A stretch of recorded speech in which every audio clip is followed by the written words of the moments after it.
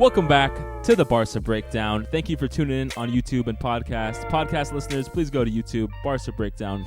Like us, comment, subscribe, turn on notifications, because we're here with the Breakdown Weekly, guys. You know it. After a depressing week, we're back with some good news. My name is Adam. I'm here with my co-host, Yusuf.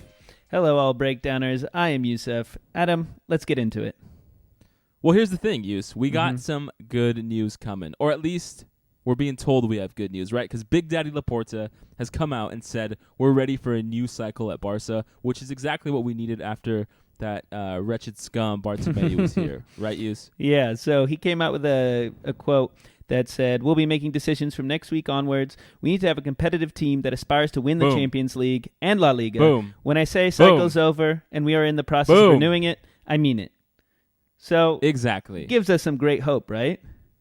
Well, he does. I mean, you know, part of the whole issue here has been we've just been a stagnant team for so long. And I tweeted out today, we can't keep playing Roberto, Lenglet, Pique, Alba, and Busquets in big games and then folding under pressure with teams scoring ridiculous amounts of goals, right? 4-0, 4-1, 8-2, and expecting a different result. And so this is what we need. We need him to come in, Laporta. He's got this new, you know, vote of confidence from all the socios that he's the one they wanted. He's the right man for the job, and he's going to come in and make his choice, right? And I think the big thing that was also reported with that quote is that Barca expect around 14 exit operations this summer, including Neto, Coutinho, Firpo, Matheus, Umtiti, and I think a few more. And the bigger news, in my opinion, is that the so-called untouchables are now the touchable, right? A little bit of weird phrasing, but Pique, Roberto, Busquets, Griezmann. He's basically, according to reports, Laporta's telling them, hey, if you don't take a pay cut, you're leaving. And with Sergi Roberto making just as much, actually more money than Virgil van Dijk, we can see why this would be the case. What are your thoughts about this, Yus? Well, just to come into the non-touchables, the ones Neto, Coutinho, Firpo, you know, Umtiti came in and he did wonderful at the beginning, but after his injury, after the World Cup final, he has not been able to uphold all the things that he was doing before. Well, sure. I mean, you know, we can't give someone longer. It's been 4 years, right? It's been since way that too World long. Cup, basically. Yeah. And so, you know, I think these are some no-brainers. Well, I also think, you know, someone like Firpo leaving, it does suck. He hasn't had a lot of play time, but I thought that was one guy, as you're saying, if Alba and those other players don't kind of pan out and take any pay cuts, like we still need someone to replace Alba, you know. And then on top of that, you know, we've seen people like Coutinho, who hasn't had really any chance over or under Koeman this season due to injury. Braithwaite hasn't done much. Pjanic came in, hasn't done much. It's just a lot of things that we need to do to kind of bolster our financial status at the moment due to all the issues we've had under Bartomeu, who's, you know, was very schemy and only looked out for himself, really. Sure. Well, it's a lot of dead weight, right? Yeah, I mean, for you sure. know, you think about some of these named Neto, right? We have Iñaki Peña training with the B team, had a great penalty-saving performance, you know, this weekend. So I think we got some good luck there. With Umtiti, I think, you know, Eric Garcia's coming in, right? We had Mingueza, we had Araujo come in this season and show that they can be stalwarts for the next few seasons. I think if you look at Firpo, right, we're going to get Emerson, who's going to help us somewhat in the right and left back position. You know, I think you're totally right with Jordi Alba. We need to get someone behind him. Sure. And, you know, this isn't like, it's not like rocket science that Laporta's coming out here and saying, No. right? Like getting someone to come in who's better than Firpo to back up Jordi Alba and give him some competition for his position. We've been saying that for years, Sure. right? You know, if we're talking about the, like I said, the untouchables, Pique, Roberto, Busquets, Griezmann, I think those are the ones where, you know, there's going to be a little more nuance and respect from the team, right? Pique is a legend. Busquets is a legend, of course. Roberto is La Masia talent, been here for a long time. And so with those players, I think Roberto especially, he's the one most likely to leave for good. I think Pique and Busquets might have to take a pay cut. You know, Busquets provides us with a little bit of a complicated player because he's been so good for so long, but we all see he's just not very fast anymore, and he's able to make some great assists. We saw some wonderful play between Busquets and Messi in 2021 specifically that we hadn't seen in a few years, in my opinion. But, you know, you go against fast teams like PSG, and he can become a liability. And so, you know, Pique and Busquets might have to a little bit of a lesser role, right? You think about Andres Iniesta, you think about him when he was getting just over the hump, deciding, you know what, I'm going to go to Japan, I'm going to leave the club, not have to play against them in Europe or in Spain. And, I hope Pique and Busquets eventually are able to make that decision. I think the big one that's going to be a little bit confusing here is Griezmann, right?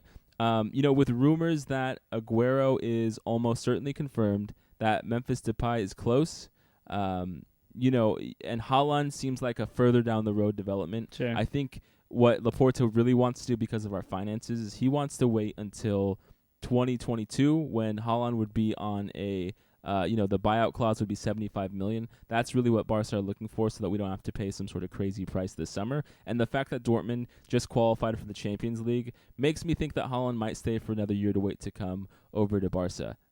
But in regards to Griezmann, right, if we're getting Aguero, I do wonder if Depay is going to come if we get rid of Koeman.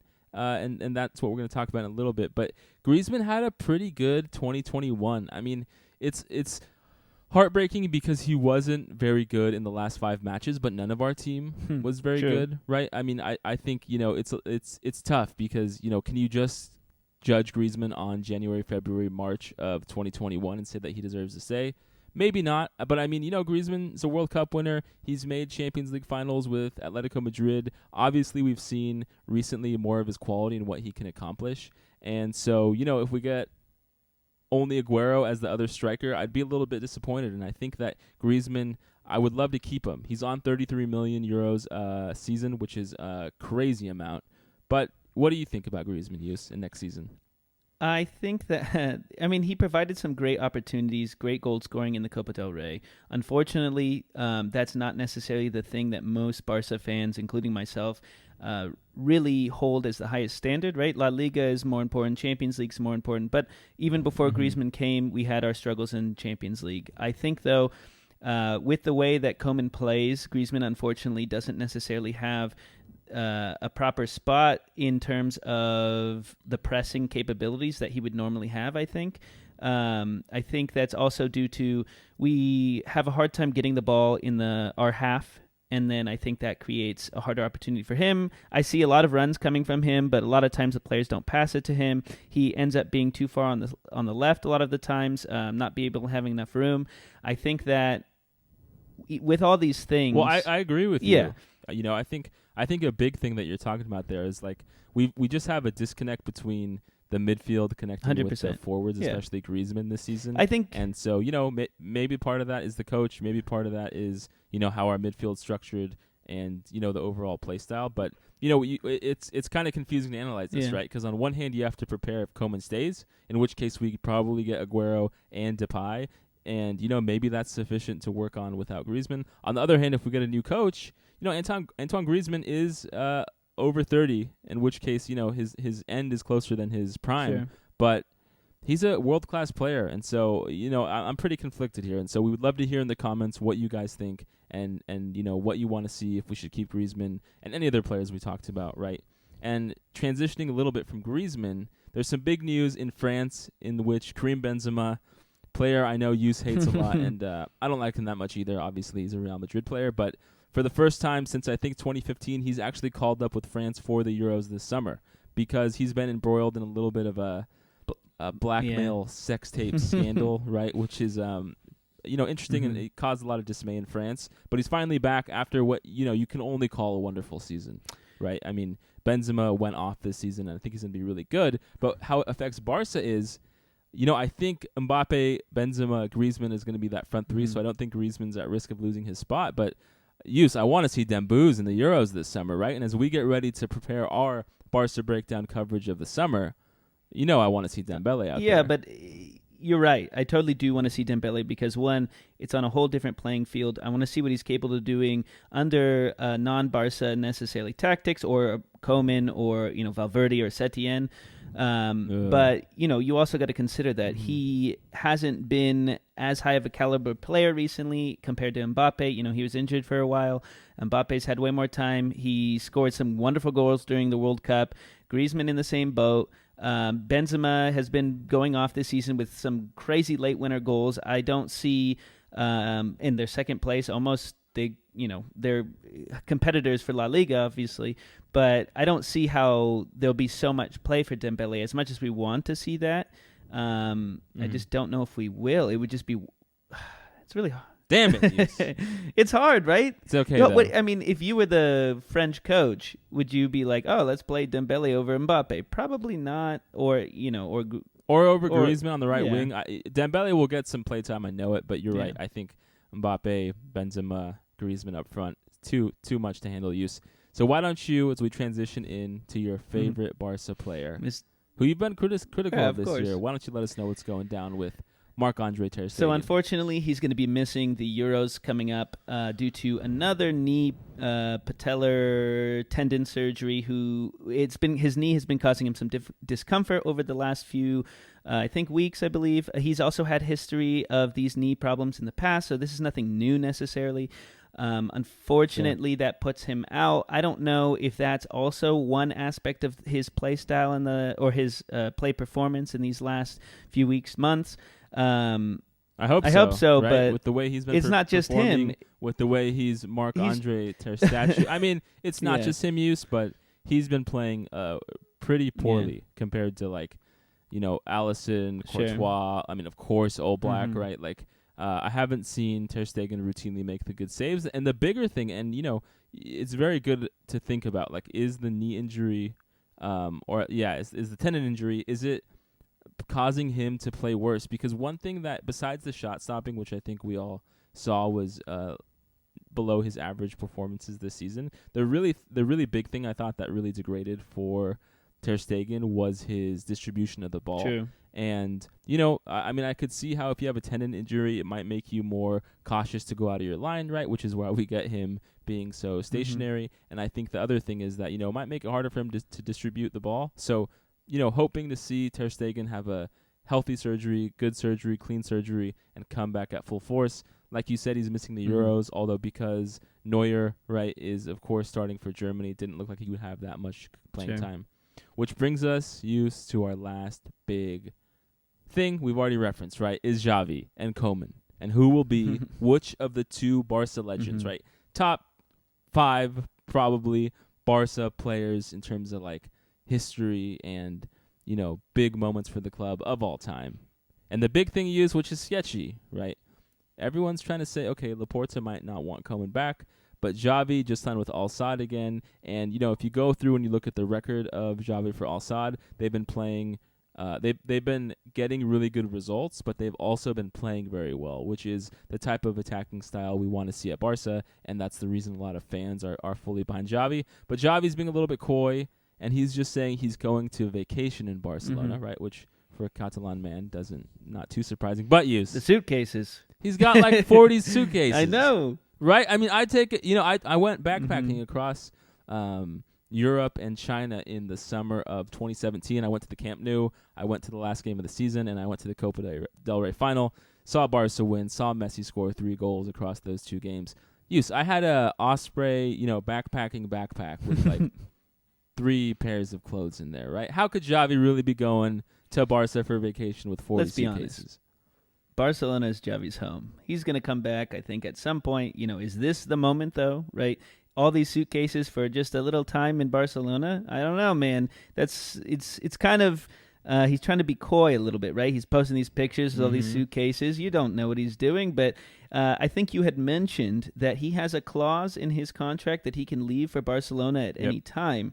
So is this the time, right? Is this the time where he wants to, save Barcelona? Is there any better time?